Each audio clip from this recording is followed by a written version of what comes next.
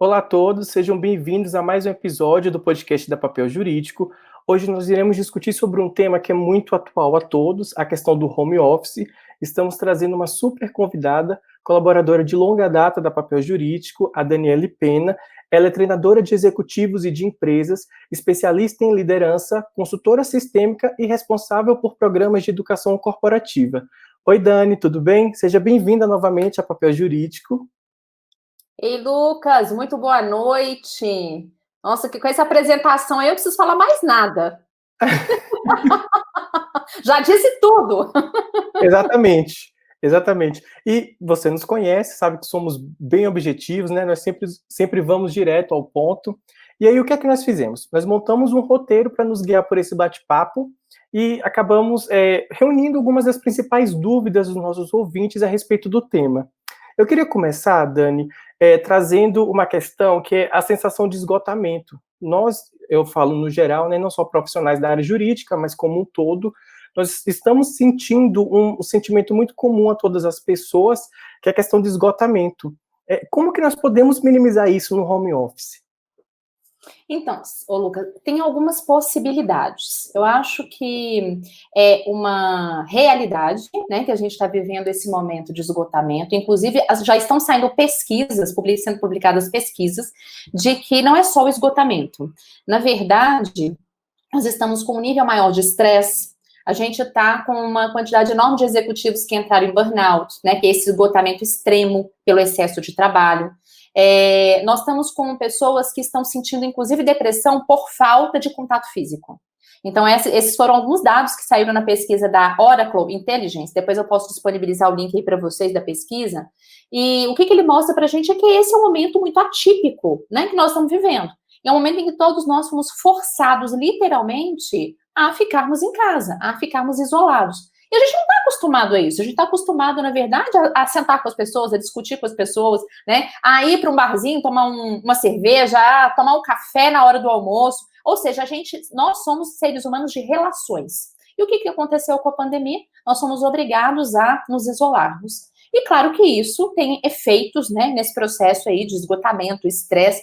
Então, o que a gente precisa de fazer? Eu acho que a primeira coisa, se a gente for passar um passo a passo, né, para as pessoas, algumas estratégias, vamos colocar assim, eu acho que a gente precisa de entender esse momento que cada um está vivendo. Apesar da gente ter falado que nós estamos esgotados, mas será que cada um que está nos ouvindo aqui, os nossos ouvintes, eles também estão?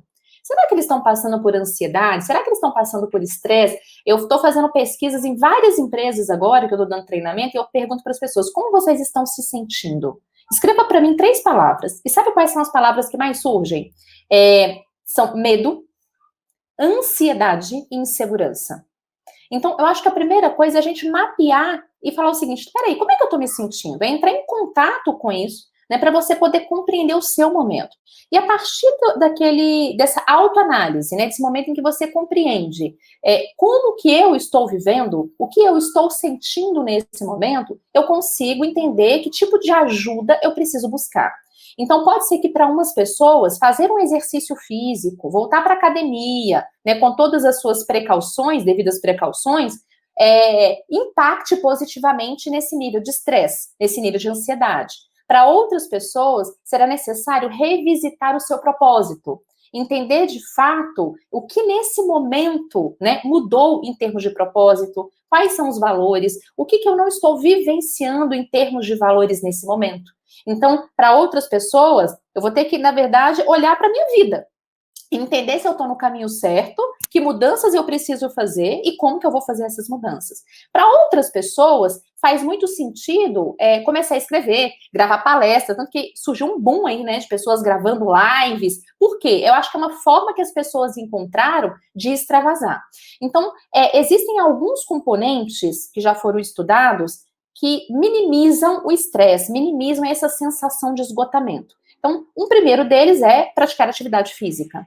Um segundo item é praticar mindfulness, né? Ou seja, aquele momento em que a gente para, literalmente, para se conectar, para olhar para nós mesmos, para entender quem de fato somos, né? E limpar a mente. Então, aquele momento que é nosso. Sejam 5 minutos, sejam 10 minutos. Tem gente que vira para mim e fala assim, eu não tenho a menor paciência. de parar 5 minutos, 10 minutos. Mas a questão toda é, quanto mais a gente se conecta, mais a gente tem essa clareza do que realmente a gente está sentindo. Né? Então, o que a gente precisa também é trabalhar o estar focado nesse momento presente. Né? A gente realmente está focado no aqui e agora? Então, esse é uma das estratégias da gente fazer mais processos de mindfulness, de respiração, de conexão interna, né? Porque isso nos ajuda também nos nossos processos. Isso também ajuda nas nossas relações, né? Uma outra estratégia é uma alimentação saudável, que também são esses 3 itens juntos, eles aumentam o seu nível de energia.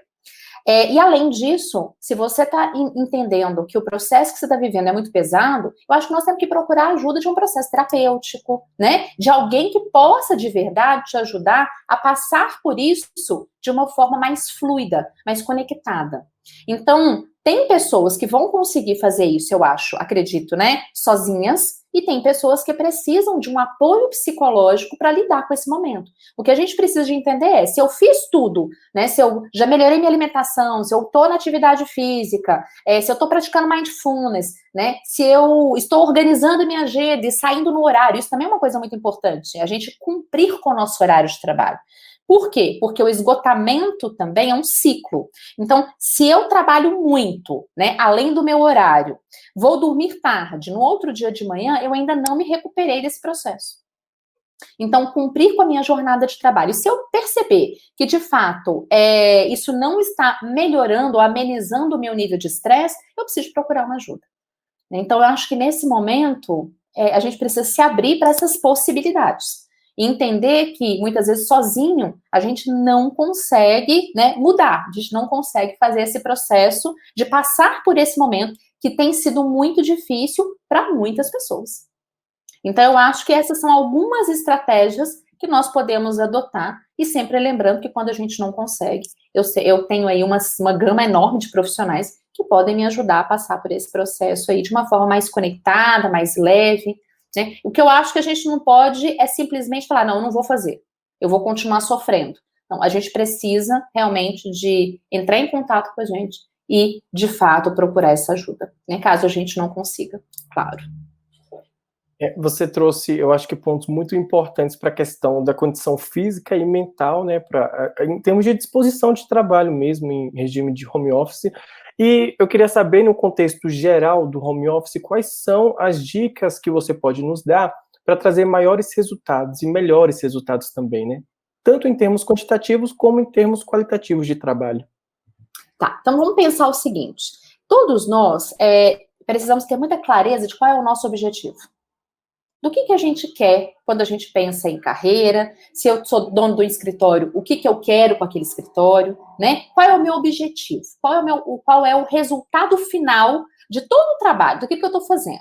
A partir do momento que eu tenho isso em mente, eu consigo organizar a minha agenda, eu consigo estruturar um processo, né? Então, o que eu recomendo para que a gente possa ser mais efetivo no home office? Eu acho que a primeira coisa é ter em mente o seu resultado.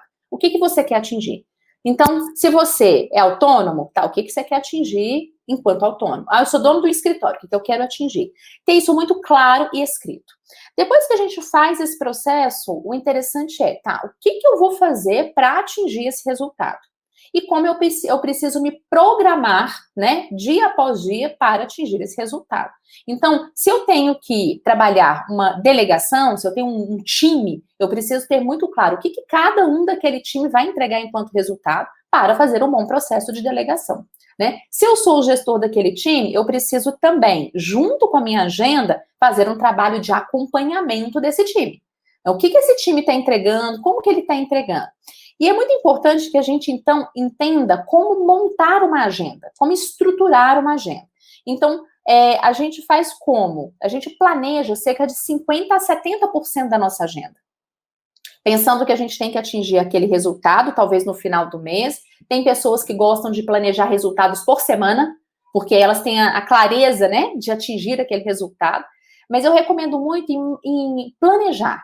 Porque quando a gente planeja, eu entendo como é que eu estou fazendo uma boa gestão, eu estou fazendo uma boa gestão do meu tempo, se eu estou, de fato, entregando aqueles resultados que eu me propus a entregar, e se eu não tiver, eu tenho condição de fazer alguns ajustes. Porque o que eu tenho percebido? As pessoas fazem listas de tarefa, né? Elas escrevem tudo em uma lista, como se a lista fosse a agenda.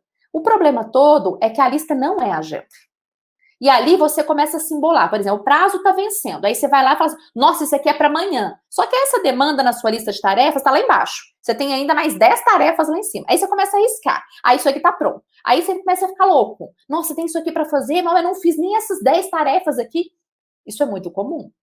Sim. E aí, você está até rindo, né? Imagino que você também deve ter uma lista de tarefas aí. Eu vou rever isso já.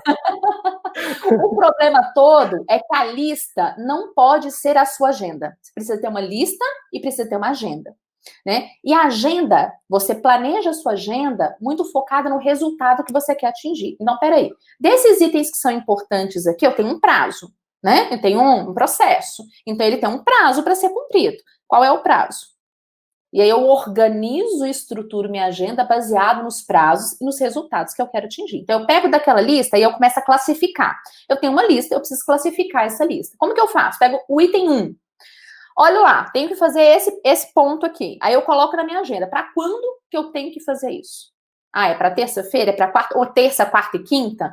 E planejo isso na minha agenda. Só que lembra, eu só posso planejar de 50% a no máximo 70% da agenda. Por quê? Urgências vão acontecer.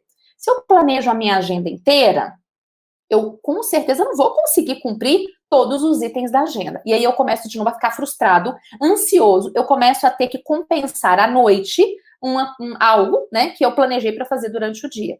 Então eu fico em estado de alerta constante. Eu fico ansioso constantemente. Isso também impacta no esgotamento. Então, entender como montar uma agenda também nos ajuda, né, a trabalhar esse processo de que existe um início, um meio do dia e um fim. E eu preciso cumprir com esse horário. E baseado em quê? Em resultado.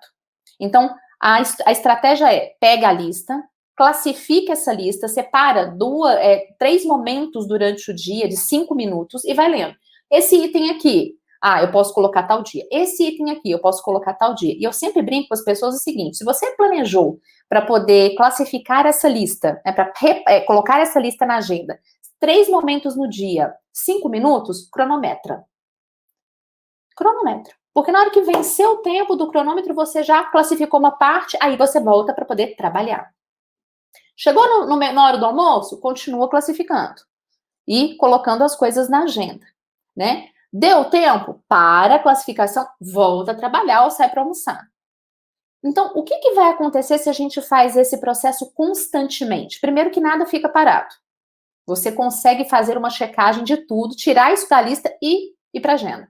Segundo, você começa a mostrar para o seu cérebro que ele precisa de foco, quando você cronometra o tempo. E eu recomendo para todo mundo que não tem esse hábito, né, de cumprir, às vezes, com uma agenda, de cronometrar. Se eu marquei que eu tenho 1 hora para fazer isso, cronometra. Por quê? Porque, às vezes, ou eu dei um tempo excessivo, ou então eu dei um tempo muito curto. E à medida que eu cronometro, eu entendo como é que eu funciono, né, e se aquela tarefa, de fato, ela cabe dentro do período em que eu coloquei. Então, isso é um processo de criar a consciência para organizar a sua agenda e o seu dia. E aí tem muita gente que vira para mim, Lucas, e fala assim, Daniela, eu não tenho a menor paciência para organizar a agenda. Então, o que vai acontecer é que você sempre vai se embolar. Você sempre vai trabalhar em cima da urgência. E, gente, não adianta. Quem trabalha em cima da urgência, a primeira emoção que vem é ansiedade. Muitas vezes é frustração, porque tem aquela sensação de que trabalha, mas não consegue entregar o resultado. E quando eu monto uma agenda baseado em resultado, no que eu quero para aquela semana, no que eu quero para aquela quinzena, automaticamente eu escolho as coisas mais importantes. Então, eu sempre falo que gestão do tempo, ela é simples. Não quer dizer que ela é fácil de ser cumprida, mas ela é simples. E se você começa a fazer esse processo, né, de forma persistente, porque ninguém muda de uma hora para outra. Eu vou fazer uma semana, isso já virou hábito. Não, às vezes vai demorar um pouco para virar hábito. Mas a partir do momento em que você faz isso, o que eu percebo? O nível de ansiedade cai, o nível de estresse ele cai, você consegue começar a cumprir com aquilo que de fato você programou, e tem aquela sensação no final do dia de que eu fui produtivo. Eu de fato entreguei aquilo que eu coloquei como resultado principal. Então, eu acho que para a gente ter um melhor resultado, né, e fazer uma boa gestão em home office, essas dicas são essenciais. E, Dani, na questão dos prejuízos, porque nós falamos de esgotamento e algumas técnicas para tentar, né, driblar isso, mas, no geral, pelo que você tem percebido, quais são os prejuízos que o home office tem trazido, tanto na questão do trabalho, como para as pessoas em si? Olha, eu acho que o principal prejuízo é essa desconexão com o ser humano. Esse olho no olho. Você ter uma reunião em que você pode colaborar e principalmente trabalhar a sua escutativa, né, ali junto com as outras pessoas. O que eu tenho percebido é que a maioria das pessoas eles estão fazendo reuniões, dando feedbacks, e a gente vai, né, acho que vai falar um pouco sobre isso, mas dando feedbacks, fazendo reuniões com câmeras fechadas. Às vezes fazendo um processo de delegação com a câmera fechada. Ou seja, primeiro, eu perco muito da minha comunicação. Grande parte da minha comunicação está conectada com a minha fisiologia. Então, se eu fecho a câmera, eu já perdi uma boa parte da comunicação. E, além disso, eu também perco conexão. Sabe? Eu também perco essa interação. Porque a sensação parece que eu estou conversando com ninguém quando a câmera está fechada. E eu acho que isso acabou ficando tão normal que as pessoas elas entram tudo, assim, nos treinamentos, né? E fecham a câmera. Porque já é normal isso dentro das empresas, é normal isso nos escritórios, né? A gente percebe isso. Só que eu acho que isso vai trazer um grande prejuízo, principalmente na conexão dos gestores com as pessoas e entre as equipes. Eu acho que nós estamos indo para um momento em que a gente vai ter que repensar novos modelos de equipe. Isso me preocupa muito, porque a gente estava chegando num ponto em que a gente estava trabalhando muito colaboração, escutativa, empatia, comunicação não violenta. Nós estávamos num ponto em que a gente estava discutindo muito isso, e isso estava entrando dentro das organizações, das empresas, né, com as pessoas. E agora, com esse processo de pandemia, a minha sensação é que parece que tem um distanciamento enorme entre as pessoas. E aí talvez seja muito por causa desse distanciamento em que a gente tem esse elevado nível de estresse, de esgotamento, né? Os executivos estão trabalhando mais. Então, o que eu tenho percebido é isso. Talvez esse seja o maior prejuízo. Porque, assim, ficou mais fácil? Nossa, muita coisa, né? A gente consegue dar palestra. Hoje eu estava dando treinamento. Gente do Nordeste, gente do Sul, sabe? Todo mundo junto lá na sala. Mas o que eu percebo é que, assim, as pessoas estão lá, mas elas estão presentes? Elas estão conectadas? Elas, de fato, estão entendendo o que é que está acontecendo? Porque é engraçado, quando você faz no presencial, as pessoas, elas naturalmente, parece que elas entram na discussão. E eu percebo que a colaboração e a contribuição, ela é maior. Quando nós estamos nesse processo de discussão, né, dentro das empresas, com as câmeras fechadas, nos treinamentos, eu percebo que as pessoas contribuem muito pouco. Elas se expõem muito pouco, né, elas trazem pouca informação, e a minha sensação, eu não sei se você também tem isso, assim, né, você percebe isso, mas assim, parece que elas não estão lá. Sim. Né? A Sim. minha sensação parece assim, gente, parece que eu tô falando, e pode ser que a pessoa esteja atendendo o telefone, conversando com outra pessoa, e assim, qual é o nível de conexão? Então, uma outra preocupação, e eu acho que foi um prejuízo, foi esse distanciamento, né, essa desconexão da gente para com as outras pessoas, e automaticamente isso também impacta na nossa própria desconexão. Porque eu tô tão no piloto automático, esse novo normal, né? Ah, não, porque agora vai ser tudo desse jeito. Eu tenho muita crítica em relação a isso. Eu questiono muito esse negócio de novo normal. Ah, vai ser muito diferente. Porque eu acho que nós também entendemos que tem benefícios desse processo.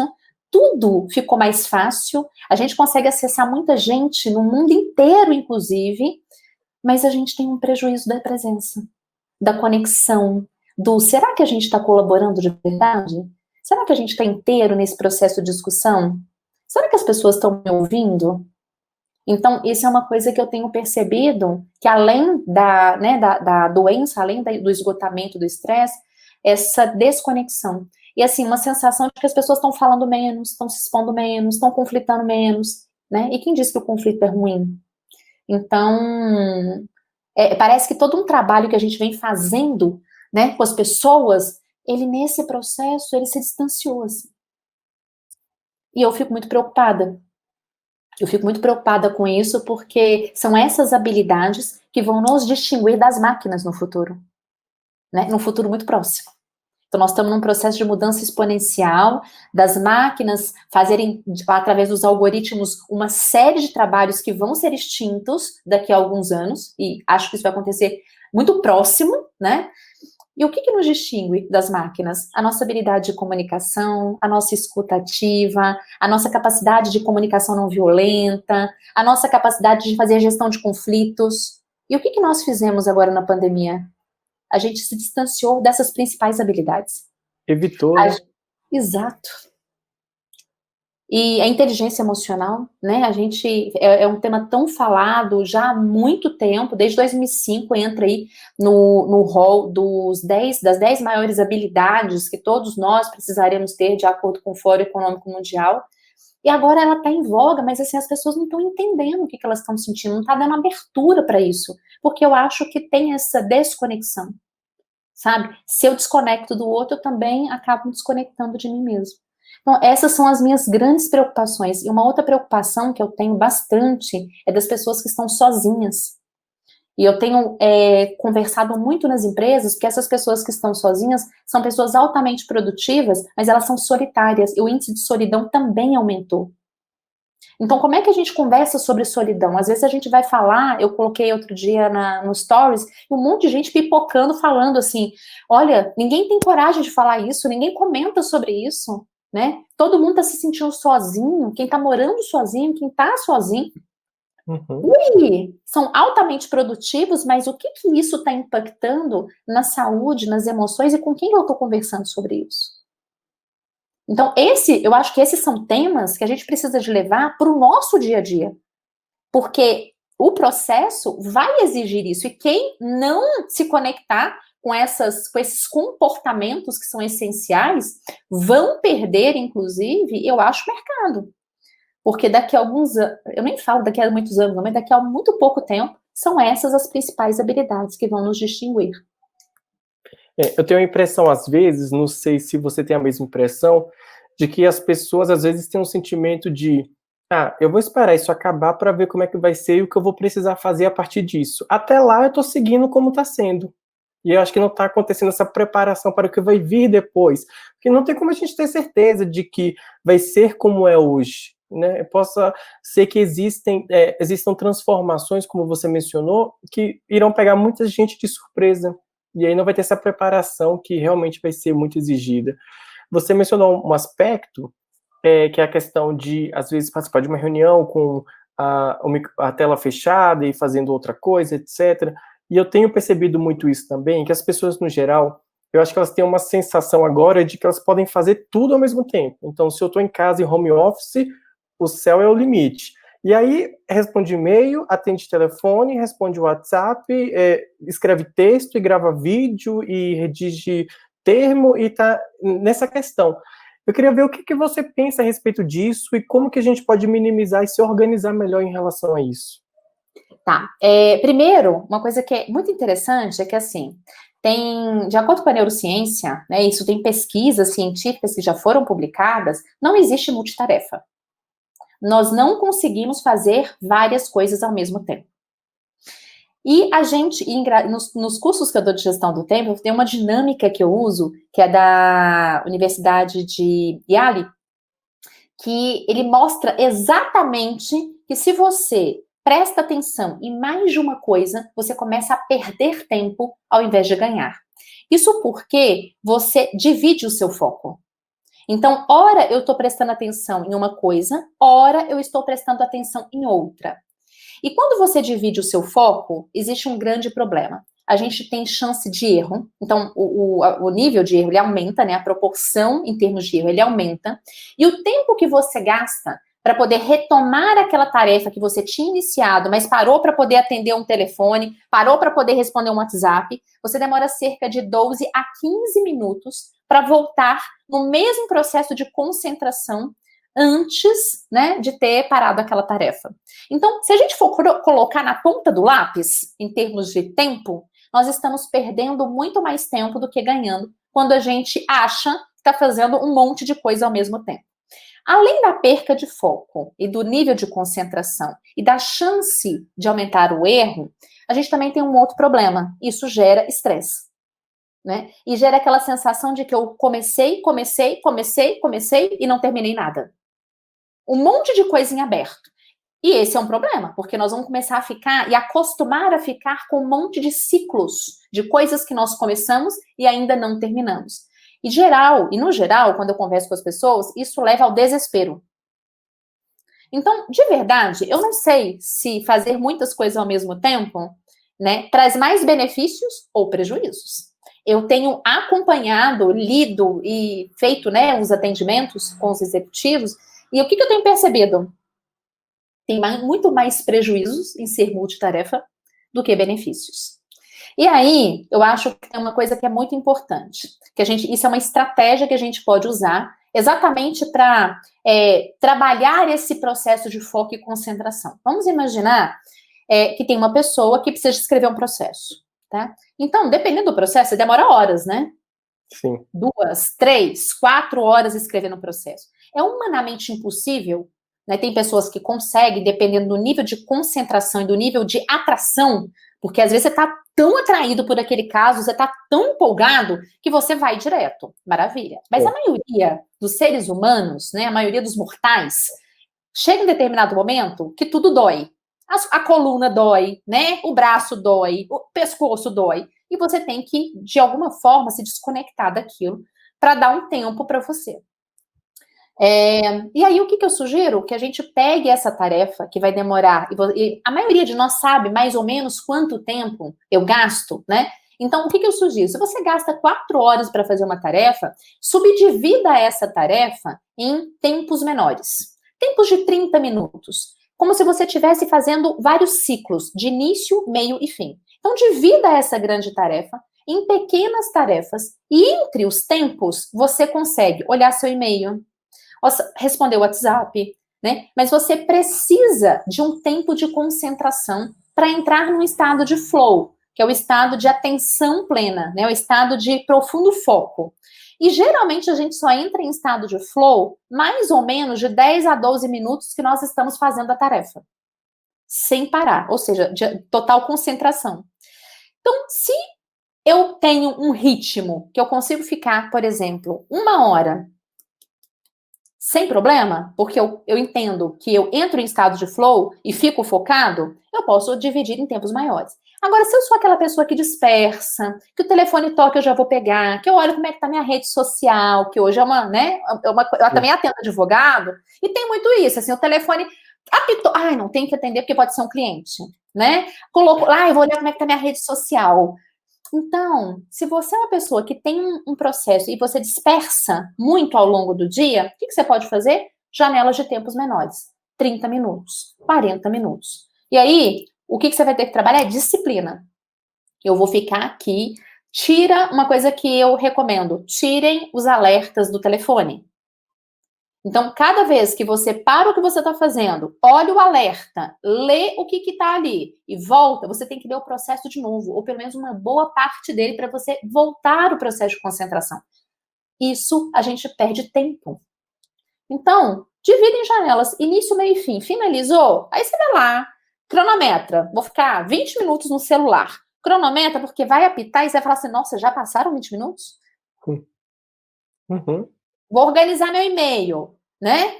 Aí você vai lá, nossa, já passaram 20 minutos? Então, para o que exige uma concentração, exige um foco, gasta-se mais energia. Para as outras coisas, por isso que a gente gosta tanto de ficar na rede social. Porque a rede social, ela não te exige energia nenhuma. Ela não te exige foco, concentração. Você vai ali comunicando com as pessoas, apostando, vendo como é que tá a vida dos outros, né? mas escrever um processo exige. E ele é desgastante para a maioria dos advogados que eu conheço e que eu converso. Escrever muito é desgastante.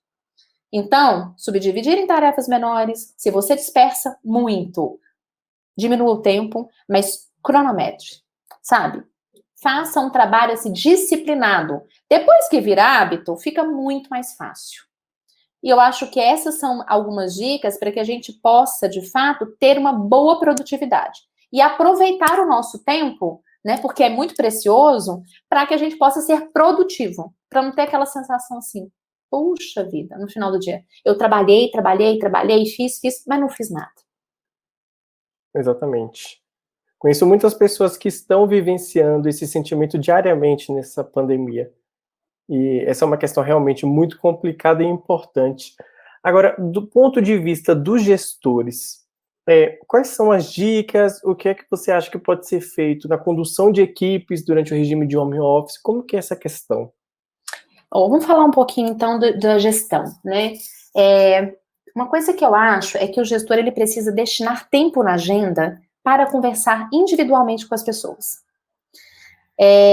Porque senão ele acaba perdendo, né, o que ele construiu de conexão enquanto ele estava ali presencialmente. E talvez as pessoas possam até virar e falar assim, não, a gente não perde conexão, não. Perde muita, porque algumas pessoas estão me relatando que elas já estão voltando para as empresas, o quanto é esquisito. Quando você volta, tá todo mundo ali de máscara e tudo, a gente já para uma reunião, mas parece que a gente fica olhando assim, sabe? Pra gente, parece que a gente não se conectou, né? Parece que a gente perdeu um tempo, uma janela. E o gestor, ele também tem, dentro das responsabilidades dele, a função de gerir e acompanhar a equipe. Então, assim, é estritamente necessário, ele precisa fazer isso, porque é uma função dele. Então, o que eu recomendaria? Eu acho que colocar na agenda um horário para fazer um bate-papo individual. E aquele bate-papo assim, olha, como é que você tá? Como é que tá a sua família? Como é que estão seus filhos? Alguém aí teve Covid? Sabe? Como é que você tá se sentindo? Eu acho que a gente, às vezes, não quer fazer isso porque a gente não sabe como lidar com esses comportamentos e esses problemas. Então, eu tenho um livro que eu adoro e eu indico para todos os gestores. Eu vou pegar ele aqui e te mostrar, ó. É esse aqui, ó. A Coragem para Liderar, da Brené Brown. Porque esses assuntos difíceis, falar que tá ansioso, falar que tá nervoso, né? Eles fazem parte do contexto do gestor. Ele precisa entender que muitas vezes ele não vai saber como resolver o problema, mas só de escutar ativamente as pessoas, sabe? De se conectar, de se preocupar, de olhar para o outro como ser humano, só de escutar, você já vai ver que, né, tem uma evolução, cria-se uma conexão, mesmo que ele não consiga resolver. Porque a gente não vai precisar de resolver tudo. Talvez o que a pessoa precisa é só falar alguma coisa. Então, Verdade. eu acho que a primeira coisa é criar essa agenda, sabe? Uma outra coisa é trabalhar um bom processo de delegação e de organização de horário. Tem muito gestor que está mandando tarefas para as pessoas depois das 18 horas, depois das 19 horas. Chega 20 horas da tarde, você recebe um e-mail lá do gestor. Olha, é urgente, é para amanhã de manhã. Mas, gente, você vai receber um negócio 10 horas da noite, que hora você vai fazer? Se é para amanhã de manhã. Você para tudo que você está fazendo e vai trabalhar. Então, assim, isso é desumano. Porque você está obrigando o outro a entrar num ritmo que muitas vezes não é seu. Não é o dele. Né? Então, eu acho que a gente precisa sim começar a respeitar os horários, porque é essencial para a gente poder descansar. Inclusive, já tem dados aí de mapeamento de equipes de alta performance. Se você está cansado, você não consegue produzir. Então, se a gente entende que se eu estou cansado, eu não consigo produzir, porque assim, para mim isso é algo meio óbvio, né? Você não precisava nenhuma pesquisa para poder falar isso, mas como eu digo para os meus clientes, o óbvio precisa ser dito. Porque na comunicação é assim, a gente precisa falar o óbvio. Mas vamos pensar, se eu estou cansado, a chance de erro aumenta. Se eu estou cansado, a minha concentração diminui. Se eu estou cansado, eu não consigo performar e entregar no mesmo ritmo que eu estou acostumado. Então, por que a gente, né, faz isso com as pessoas? Por que a gente pede urgência? Porque a gente não se planeja. Então, uma outra coisa importante é o gestor ele precisa ser um exemplo de planejamento. Sinto muito, gestores, é isso. A gente precisa de ser exemplo de planejamento. Porque se as pessoas, né, elas têm que entrar num processo estruturado de tarefas. E você é o responsável por isso. E se você não se organiza, você vai, né, prejudicar, não é só você. Então a gente precisa pensar nisso. O gestor ele tem um poder de prejudicar muito mais pessoas ou de alavancar, de melhorar as equipes, né, impactar muita gente. Então o gestor ele tem esse poder para o positivo e para o negativo. Então isso é muito importante a gente entender. Então eu acho que uma coisa assim que eu falaria para todos os gestores: não mandem tarefas pós o horário. A não ser que seja aquela tarefa super urgente de vida ou de morte, tipo, olha, isso aqui aconteceu e nós temos que fazer isso porque senão o cliente vai perder tudo o que a gente conquistou até aqui. Mas quantos casos são assim? Vamos contar nos dedos. Sim. Concorda? Sim, com certeza. Então, nesses casos extras, né, que são realmente urgências, porque aconteceram, ok. Mas esses são poucos. Então, eu acho que a questão é planejamento, você precisa conectar com o seu time, você precisa ouvir as pessoas, né? Você, gestor, também precisa se organizar e planejar. Trabalhar um bom processo de delegação, que é diferente de largação. O que a gente está vendo nessa pandemia, que também me preocupa quando a gente fala em gestores. Os gestores, eles estão concentrando o trabalho, o principal trabalho, neles, ao invés de delegar as coisas, porque eles não têm a clareza de que as pessoas vão fazer tão bem quanto ele faria. A questão toda é, se você está se sobrecarregando, que é o que está acontecendo com muitos gestores que eu estou acompanhando, você precisa de começar a pensar que você tem um time. Você precisa delegar. Agora, delegar é fácil? Não. Exige uma agenda, né? E exige também a gente entender que só faz sentido ter um time se eu compartilhar as coisas com esse time. Agora, é fácil todo esse processo que eu tô falando? Não, não é fácil não. Tem uma série de implicações, processos de mudança, depois a gente pode até falar como é que a gente muda, né? Mas existe uma série de problemas aí no meio do porquê que a gente não faz aquilo que a gente deveria fazer. Mas como nós estamos aqui na questão prática, né? A questão prática é: organize o seu tempo, converse com o seu time, delegue as tarefas, não peça nada após o expediente, a não ser que seja de extrema gravidade, tá? Dê feedbacks, olho no olho, estruturados, com dados e fatos, né? Com um plano de ação. Então, faça uma boa gestão do seu time, se aproxime das pessoas. Trabalhe em colaboração. Então, crie ambientes em que as pessoas elas possam colaborar umas com as outras. Tá? E uma dica de livro que eu dou é esse da Brené Brown, porque eu acho que ela traz também essa perspectiva do comportamento, que eu acho que é algo mais difícil para o gestor, porque ele não é palpável. Vem cá, né? O resultado é palpável, o resultado eu consigo medir, mas muitas vezes o comportamento, ele é algo que é qualitativo. Eu não consigo falar, olha, essa pessoa... Agora, eu consigo, através do comportamento, através da mudança do meu comportamento, entender como é que está meu time. E uma outra coisa que eu estou pedindo para todos os meus gestores, né, os gestores que eu acompanho fazerem, e que eles tomaram coragem na pandemia e fizeram, e está dando um resultado fabuloso, é perguntar para todos os liderados o que eles estão achando, né? Pedir um feedback, o que você está achando de mim enquanto gestor? O que eu preciso melhorar para ser um bom gestor? Porque não tem ninguém melhor para falar para a gente do que as próprias pessoas que estão na nossa equipe. E se você for uma pessoa que incentiva a confiança, que cria um ambiente de segurança psicológica no seu time, você vai ter respostas que talvez você não esteja preparado para elas. Mas você vai receber algumas coisas que vão orientar e falar, poxa, eu preciso de fazer um trabalho, eu preciso fazer uma mudança nesse sentido, porque líder só existe porque existe colaboradores, porque existe equipe. Se não existisse equipe, não existiria líder. O líder é a equipe, na verdade, né? Ela existe e ela é por ela que o líder existe. Se o líder, né, não tiver equipe, de fato, ele vai ser líder de quem? Exatamente.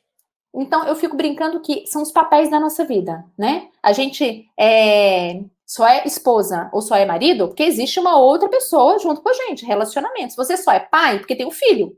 Se você não tivesse filho, não existiria pai, né? Você não existiria esse papel de pai na tua vida. Então, quem mostra pra gente se nós estamos no nosso caminho ou desenvolvendo o melhor do nosso papel? A pessoa que está com a gente nessa caminhada. E aí, quem está com você, líder, nessa caminhada, é o seu colaborador. Então, ninguém melhor do que ele para te falar o que é que você precisa melhorar enquanto gestor. Agora, para isso, a gente precisa de 2 habilidades principais: coragem e humildade. Nossa, isso é Eu muito não legal. tive. Isso é muito legal, porque, assim, 3 pontos que eu preciso mencionar. O primeiro deles, que eu amo essa autora que você mencionou, eu acho que o trabalho que ela faz a respeito do tema da vulnerabilidade é fantástico, né, ela quebra mitos que nós temos a respeito desse sentimento e de se mostrar vulnerável. Eu acho que isso influencia muito nas relações interpessoais, tanto em questão de trabalho como, de outras áreas. Eu acho que, segundo ponto, essa questão do líder ser avaliado.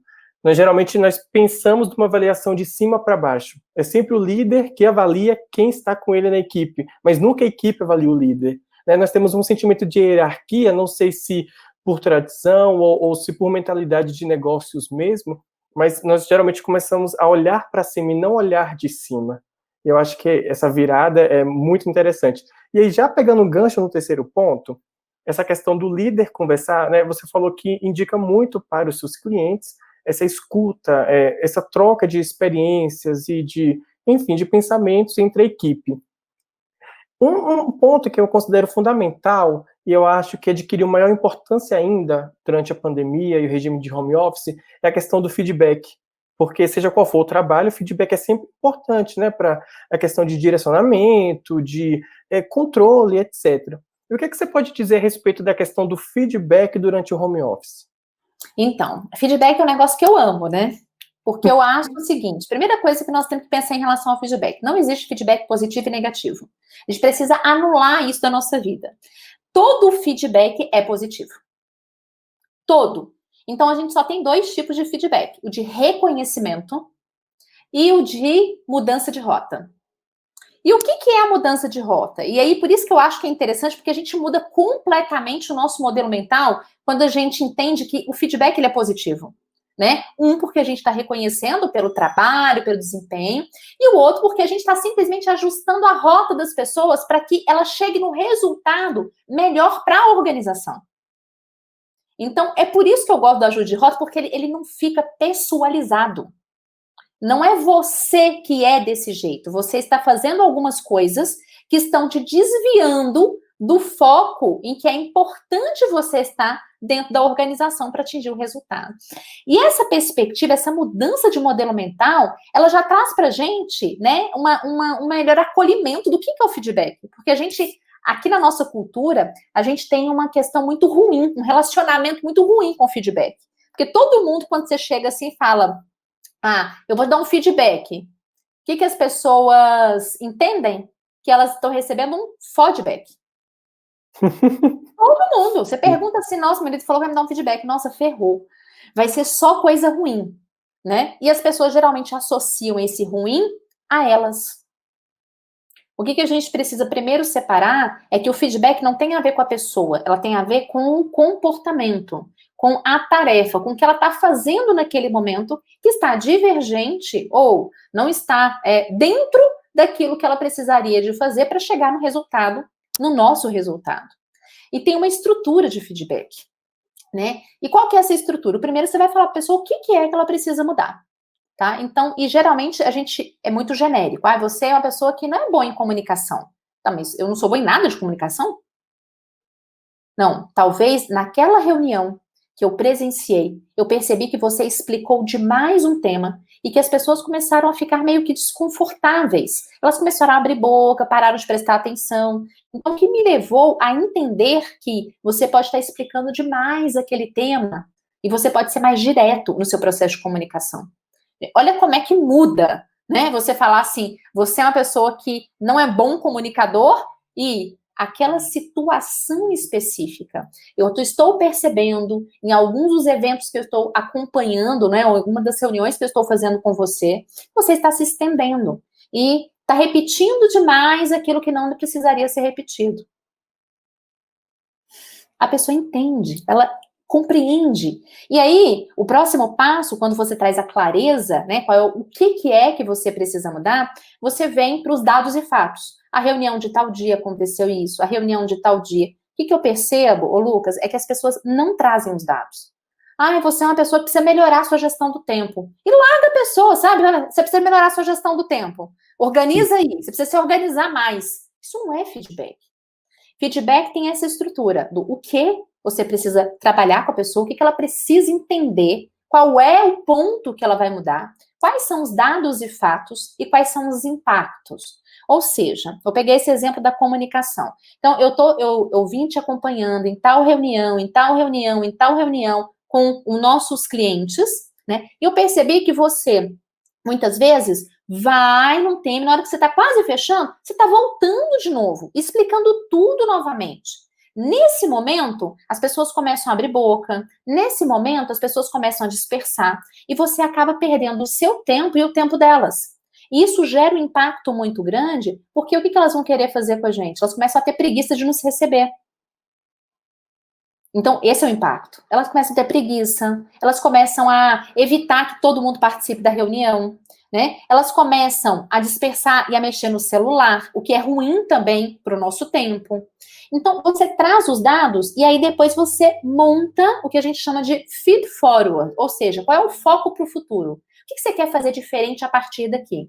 Então, nas reuniões, o que eu vou indicar para você fazer? Na hora que você acabar de explicar todo o processo, eu perceber que você voltou de novo, eu vou te falar, eu vou te avisar de alguma forma, eu vou dar um cutucão, né? Ou eu vou virar para você e falar assim, então eu acho que vocês entenderam. Vamos recapitular aqui, o que fulano, o que você entendeu?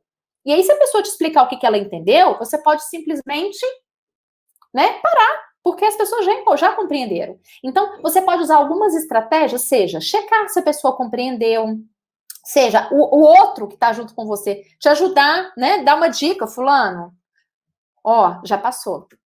Ok. Você pode ajudar, inclusive, fazendo o fechamento da reunião.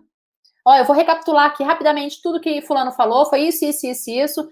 Alguma outra dúvida? Não? Então tá, então vamos fechar a reunião. Ou seja, a pessoa sabendo das negociações, você pode ajudá-la nesse processo de melhorar para o futuro. Mas se ela não souber o que ela tem que mudar, por exemplo, se o feedback for assim, olha, fulano, você é muito prolixo, você fala demais. Deus me livre participar de uma reunião com você. E a pessoa vai, como é que ela vai se sentir? Vai falar, nossa, será que toda reunião eu sou assim? Nossa, mas não, ninguém nunca me falou isso. Eu acho que Mas não tem nem forma. Eu acho que não tem nem forma de trabalhar em cima disso, né? É meio que inútil você falar, porque não vai trazer nenhum retorno concreto. Olha, essa é a palavra. Inútil. Isso não é feedback, isso é uma inutilidade. Então, não falem isso, não façam isso. E quando você passa por... E é simples, olha para vocês verem, vocês vão falar o que é que está acontecendo, quais são os dados e fatos, e qual é o impacto que está gerando. E depois disso, o que você vai fazer? Abrir para conversar com as pessoas, né? Olho no olho, porque feedback a gente dá com câmera ligada. Se eu estou em home office, dando feedback, câmera ligada. Por quê? Eu estou olhando para as pessoas. Você, enquanto gestor, não pode perder essa comunicação, porque às vezes as pessoas viram para você e ficam assim. E aí você continua falando. Calma, respira. Entende por que a pessoa está daquele jeito? Né, fulano? Você concorda? E a pessoa está assim. Vai, fulano, fala uma coisa. E a pessoa está assim, tipo, ela está processando. Calma. Você precisa de entender que o silêncio faz parte do processo, muitas vezes. Né? Tem gente que não dá conta de lidar com choro. Por que a pessoa chora? Porque a forma, muitas vezes, que o feedback ele foi dado, conecta com alguma coisa que, às vezes, ela já recebeu um feedback, mas não conseguiu mudar. Conecta com a identidade, ela acha que ela toda é desse jeito. E uma coisa muito importante que nós precisamos entender em relação ao feedback é que nós sempre temos uma perspectiva. Sempre. Nós nunca temos a realidade.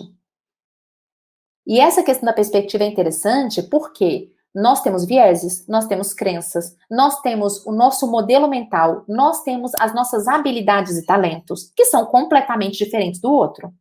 Então, o que para mim é prolixo, para uma pessoa que é detalhista, que é toda metódica, estruturada, para ela, isso pode ser uma coisa maravilhosa. Ela está entendendo o processo. A questão toda é, eu preciso de entender o outro para que eu possa, né, me adaptar a minha comunicação com ele. Então, quando eu dou um feedback, eu preciso de entender que eu, enquanto gestor, tenho essa pessoa, mas se ele tivesse um outro gestor completamente diferente de mim, pode ser que aquele feedback não faça sentido, entende? Se eu tenho um gestor que é pragmático, detalhista e metódico, ser, né, ir e voltar na comunicação, pode ser que para aquele gestor seja assim, olha, aquela pessoa é ótima, sabe por quê? Porque ela garante que toda a comunicação está sendo falada, é clara, né, as pessoas estão compreendendo, para ele pode ser ótimo. Para um que gosta de resultado, gosta de foco, vamos embora, a gente não pode perder tempo, essa pessoa é prolixa. Exatamente. Então, uma coisa que é interessante é, todos nós temos uma perspectiva da realidade. O que a gente precisa de entender é aonde que essa realidade, aonde que o meu comportamento está impactando, né, nesse negócio, no contexto. Para o cliente, para mim, para a empresa. Então, porque se não tiver fazendo sentido, se não tiver impacto, não é feedback. Se eu, gerente, se eu, gestor, quero que o outro mude, porque eu acho que se ele se comunicar melhor, se ele fizer mais amizades no trabalho, ele vai gerar um melhor resultado. Mas eu não tenho dado, não tenho fato, é só um achismo, uma crença minha. Eu passo para ele incorpora e começa a me dar um resultado completamente diferente daquele que eu dei. E algumas pessoas são demitidas por causa de feedbacks ineficazes, inúteis, que os gestores passam, sem pensar nos impactos. Se não tem impacto, aí eu vou dar um exemplo de feedback que não tem impacto. Dei um treinamento de feedback uma vez, uma gestora no final do treinamento veio me procurar, virou para mim e falou assim, Daniela, eu entendi tudo. Nossa, entendi tudo agora. Mas eu queria te falar que eu tenho 2 pessoas na minha equipe. Primeiro que quando ela falou comigo que entendeu tudo, mas quer dizer que ela não entendeu a essência do negócio, né? Sim. E aí, porque quando a gente fala isso, você é maravilhoso, por isso que a gente não usa esse tipo de feedback, você é lindo, maravilhoso, você entrega, faz, mas a gente não faz isso mais. Esse tipo de feedback a gente anula, corta da nossa vida. O feedback correto é qual é a questão, qual é o problema, quais são os dados e fatos e quais são os impactos. E aí, o que ela virou para mim e falou? Ela falou assim, olha, deixa eu te contar, eu tenho 2 gestoras, cada uma numa área. Mas elas não gostam uma das outras. Elas não gostam, não bica, elas não se bicam. E eu gostaria tanto de ter um time maravilhoso no final do ano, confraternizando, todo mundo bebendo, comemorando. Aí eu virei para ele e perguntei, qual é o impacto na equipe, para a empresa, né, para o departamento, delas se amarem? Não, é só para a gente criar um clima positivo. Peraí, o clima é negativo? Não. Ela me respondeu. Aí eu virei e falei assim, então, que clima?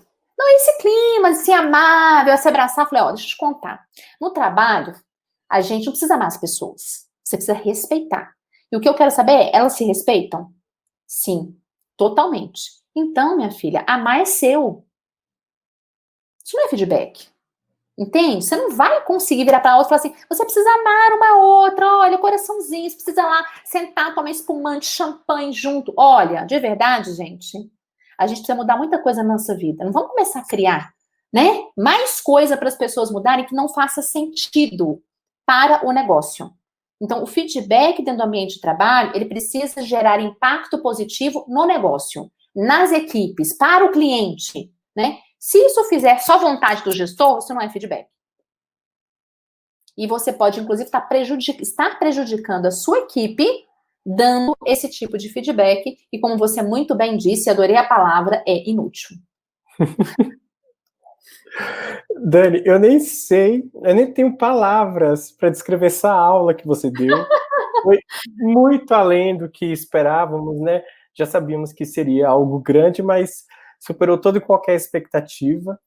Eu tenho certeza que todo mundo que está nos escutando vai tirar grandes proveitos disso e algumas transformações vão ocorrer com certeza, porque conhecer mais sobre o processo, conhecer mais sobre as formas de transformação realmente nos impulsionam. Então, eu queria te agradecer muito pela sua participação, não só no episódio de hoje, mas na Papel Jurídico como um todo. Você sabe que você é sempre muito bem-vinda aqui. Oh, muito obrigada, querido. Muito obrigada, muita gratidão. Eu acho que a gente precisa muito nesse momento, né, de pandemia, compartilhar aquilo que a gente está vivenciando. Então, sempre que vocês precisarem, estou aqui disponível para que a gente possa ajudar as outras pessoas, sei, a serem mais produtivas, mais conectadas, olhar para dentro delas, né, e entender de fato o que eu estou sentindo aqui, como que eu posso fazer diferente, para ter não só, né, um benefício para mim mesmo, né, mas eu acho que para a gente poder espalhar isso para mais pessoas. Então, se você tem um time, né, espalhe isso para mais pessoas. Conecte com essas pessoas, entenda o que está acontecendo com essas pessoas. Isso vai fazer muita diferença, eu acho, quando a gente retomar, porque nós vamos retomar em algum momento para o presencial. E para mim, os gestores que estão fazendo esse processo de conexão, de um feedback, sabe, humano, olhando nos olhos das pessoas, escutando o que elas têm a dizer de fato, vão ter uma equipe muito mais engajada e que performa muito melhor. Então, sempre que precisar, estou à disposição. Muito obrigado.